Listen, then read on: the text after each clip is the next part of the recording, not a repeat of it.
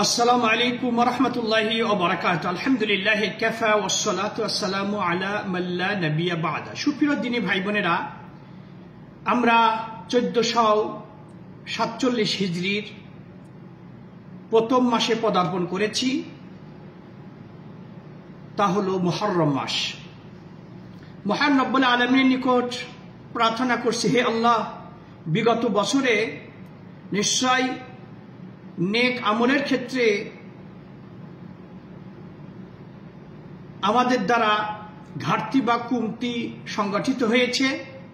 যথাযথভাবে আমরা ইবাদত করতে ব্যর্থ হয়েছি।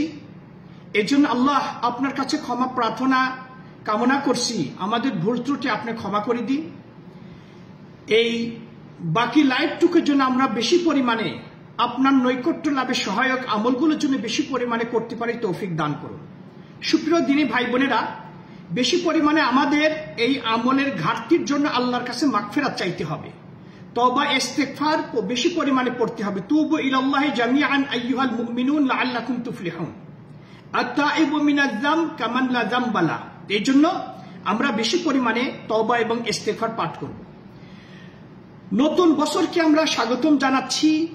আমাদের জীবনকে নতুনভাবে গঠন করার প্রেরণা নিয়ে আমরা নতুন বছরকে ওয়েলকাম জানাচ্ছি।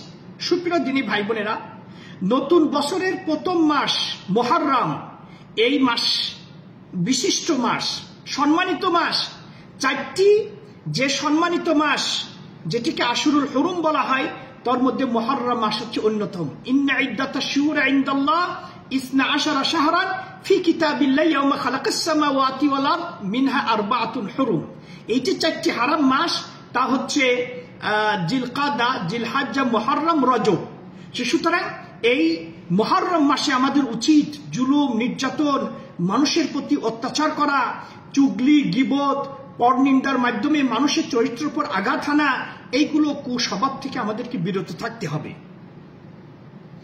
সুপ্রিয় দিনী ভাই বোনেরা, মুহররম মাসের বিশেষ বৈশিষ্ট্য হচ্ছে যে এই মাসে আমরা বেশি পরিমাণে ঢালাওভাবে রোজা রাখবো, আনলিমিটেড। কারণ রাসূল সাল্লাল্লাহু আলাইহি ওয়াসাল্লাম বলেছেন, আফদালুস সিয়াম বাদা রমাদান শাহরুল্লাহিল মুহররম।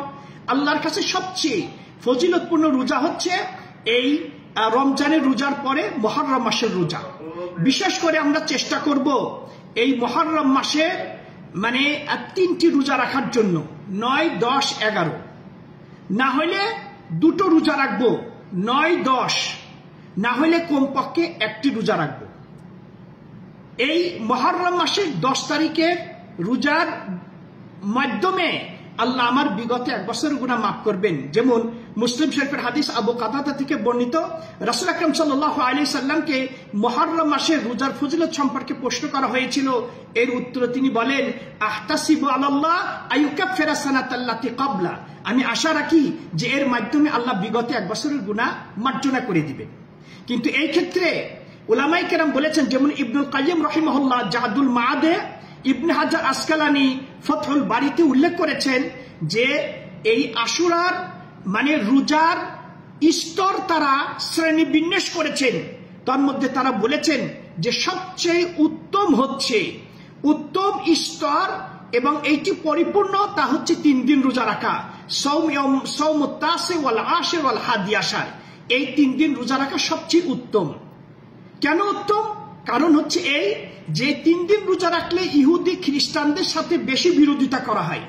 নাম্বার 2, যদি চাঁদের একদিন কম বেশি হয় তাহলে 3টি রোজা রাখতে নিশ্চিতভাবে আমি আশুরার 10 তারিখে রোজা পেয়ে যাব। নাম্বার 3, এই মুহররম মাসে যেহেতু মানে ঢালাওভাবে অতিরিক্ত বেশি রোজা রাখতে বলা হয়েছে, তাহলে আমি বেশি রোজা রাখলাম। নাম্বার 4, প্রত্যেক মাসে যে 3টি রোজা রাখলে 1 মাস রোজা রাখার নেকি পাওয়া যায়, এই দৃষ্টিকোণ থেকে আমরা এই 3টি রোজা রাখলে এই নেকি ইনশাআল্লাহ পেয়ে যাব। নাম্বার 2, তা হচ্ছে 9 এবং 10 তারিখে রোজা রাখা। ওয়া আলাইহি আকসারুল হাদিস। আর এই মতের মানে সপক্ষেই অধিকাংশ হাদিস প্রমাণ বহন করে। রাসূল সাল্লাল্লাহু আলাইহি ওয়াসাল্লাম তিনি স্পষ্ট ভাষায় বলেছেন যে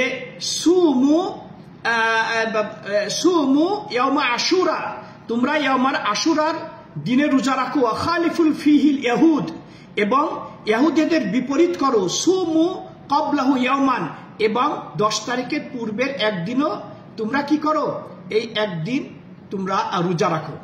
রাসূল আকরাম সাল্লাল্লাহু আলাইহি সাল্লাম অন্য হাদিসে বলেছেন, লাইন বাকিতু ইলা কাবিল লাসুমান্না তাসে, আগামী বছর যদি আমি বেঁচে থাকি তাহলে ইনশাআল্লাহ 9 তারিখেও রোজা রাখবো। কারণ রাসূলকে বলা হলো, ইয়া রাসূলুল্লাহ, ইহুদিরা শুধু 10 তারিখে রোজা রাখে। রাসূল সাল্লাল্লাহু আলাইহি ওয়াসাল্লাম এটা জানতেন না, তাই তিনি আকাঙ্ক্ষা ব্যক্ত করে বললেন, আগামী বছর থেকে ইনশাআল্লাহ আল্লাহ যদি আমাকে হায়াতে বাঁচিয়ে রাখেন তাহলে আমি 9 তারিখেও রোজা রাখবো। তো এই দৃষ্টিকোণ থেকে 9 তারিখে সর্বশেষ স্তর হচ্ছে শুধু 10 তারিখে রোজা রাখা, সওমুল আশির ওয়াহদা, 10 তারিখে রোজা রাখা। কিন্তু 10 তারিখে রোজা রাখা কেউ কেউ মানে বলেছেন যে এটি অনুচিত, এটি মানে ইহুদিদের সাথে বিপরীত হয় না, কিন্তু তবু হচ্ছে জায়েজ আছে। আসুন আমরা এই মাসকে মূল্যায়ন করি।